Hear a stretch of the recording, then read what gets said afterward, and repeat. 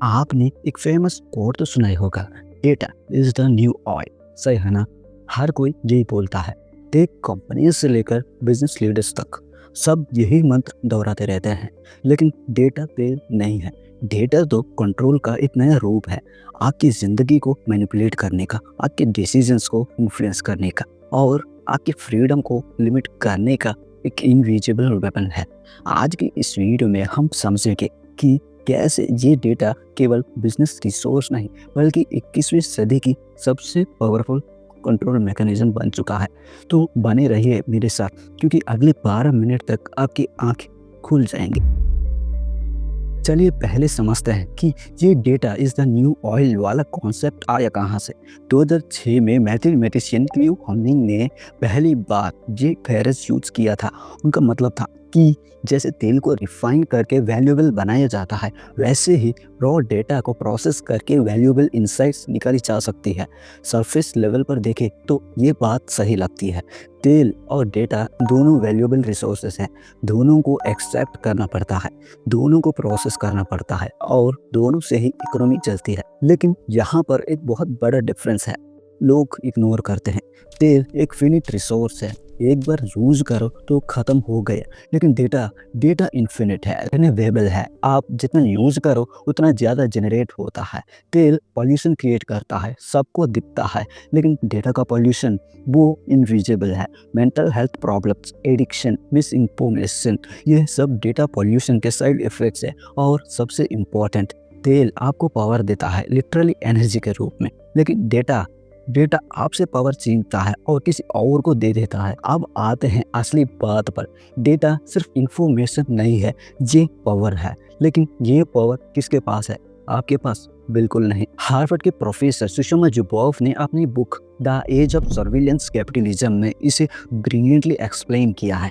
उनके अनुसार हम एक ऐसे युग में जी रहे हैं जहां कंपनीज आपके बिहेवियर को प्रेडिक्ट करने के लिए नहीं बल्कि मॉडिफाई करने के लिए डेटा कलेक्ट करती हैं। सोचिए, आप इंस्टाग्राम स्क्रॉल करते हैं, एल्गोरिदम आपको एग्जैक्टली वो कंटेंट दिखा रहा है जो आपको एंगेज करे। ये कोइंसिडेंस नहीं है, ये केयरफुली इंजीनियर्ड मैनिपुलेशन है। फेसबुक ने 2012 में एक सीक्रेट एक्सपेरिमेंट किया था, इमोशनल कॉन्टेजियस स्टडीज। उन्होंने 7 लाख यूजर्स के न्यूज फीड मैनिपुलेट की। कुछ को ज्यादा पॉजिटिव पोस्ट दिखाए, कुछ को नेगेटिव। रिजल्ट, लोगों की मूड एक्चुअली चेंज हो गई।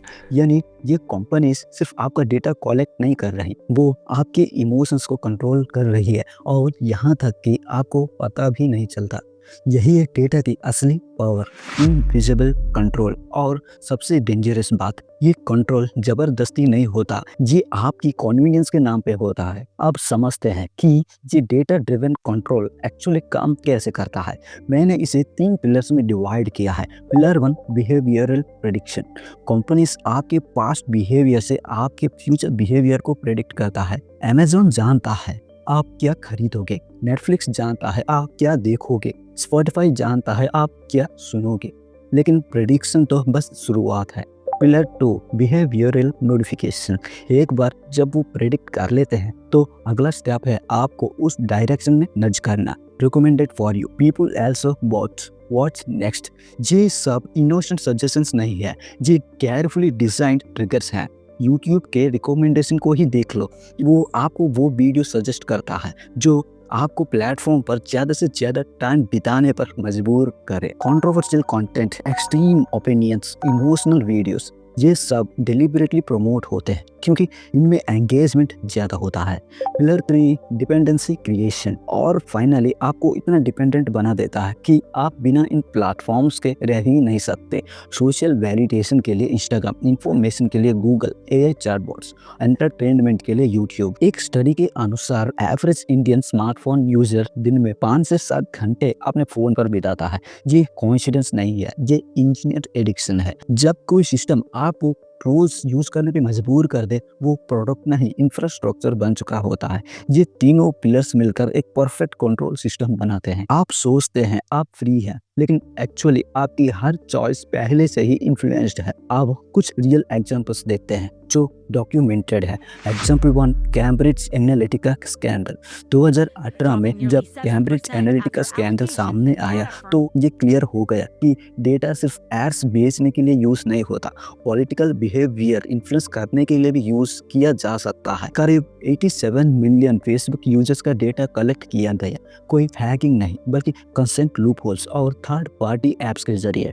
इस डेटा से लोगों की साइकोलॉजिकल प्रोफाइलिंग की गई, उनकी फियर्स, बिलीफ्स और इमोशनल ट्रिगर्स समझे गए, फिर उन्हें माइक्रो टारगेटेड पॉलिटिकल एड्स दिखाए गए। ब्रेक्सिट रेफरेंडम और 2016 यूएस प्रेसिडेंशियल इलेक्शन के दौरान ये सिर्फ मार्केटिंग नहीं थी, ये लोगों की पॉलिटिकल परसेप्शन को शेप करने की कोशिश थी। यानी वोट आपका था लेकिन इन्फ्लुएंस किसी और का। एग्जाम्पल 2, चाइना का सोशल क्रेडिट सिस्टम। आप एक और एग्जांपल देते हैं, चाइना का सोशल क्रेडिट सिस्टम। एक बात क्लियर कर ले, ये कोई सिंगल ऐप या मूवी स्टाइल स्कोर नहीं है। असल में ये मल्टीपल डेटाबेसेस और ब्लैक लिस्ट का इकोसिस्टम है जहां सिटीजन्स और कंपनीज का बिहेवियर ट्रैक किया जाता है। अगर आप लॉस फॉलो नहीं करते या फिनेंशियल डिफॉल्ट करते हैं तो कॉन्सिक्वेंसेस रियल है। फ्लाइट या ट्रेन बुकिंग्स रिस्ट्रिक्ट हो सकते हैं, लोन्स देनी हो सकते हैं, बिजनेस लाइसेंसेस सस्पेंड हो सकते हैं। या साइंस फिक्शन नहीं है, ये डेटा ड्रिवन कॉम्प्लेक्स सिस्टम है। ये दिखाता है कि जब डेटा प्लस टेक पावर मिल जाते हैं तो कंट्रोल इनविजिबल नहीं रहता, इंस्टीट्यूशनल बन जाता है। एग्जाम्पल 3, आपकी अपनी जिंदगी। लेकिन सबसे पावरफुल एग्जाम्पल कोई स्कैंडल नहीं है, कोई कंट्री नहीं है, वो आपकी डेली लाइफ है। आपने पिछले हफ्ते कोई प्रोडक्ट सर्च किया और आज भी वही ऐड आपका पीछा कर रहा है। इंस्टाग्राम पर आप जिन पोस्ट को लाइक किया वैसे ही कंटेंट आपको और दिखाया जा रहा है।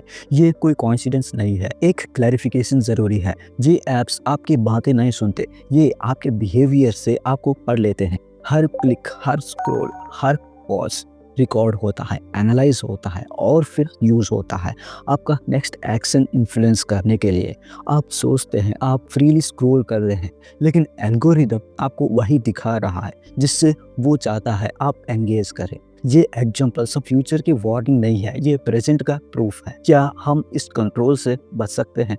पूरी तरह तो नहीं, लेकिन हाँ, हम अवेयर रह सकते हैं और कुछ स्टेप्स ले सकते हैं। स्टेप 1, क्रिटिकल थिंकिंग डेवलप करो। सबसे इम्पोर्टेंट, अवेयरनेस। हर रिकमेंडेशन पर क्वेश्चन करो, क्या मैं ये सच में देखना चाहता हूँ या एल्गोरिदम मुझे मैनिपुलेट कर रहा है। हर परचेज के पहले सोचो, क्या मुझे ये चाहिए या मुझे चाहिए ये फील करवाया जा रहा है। स्टेप 2, डिजिटल मिनिमलिज्म अपना।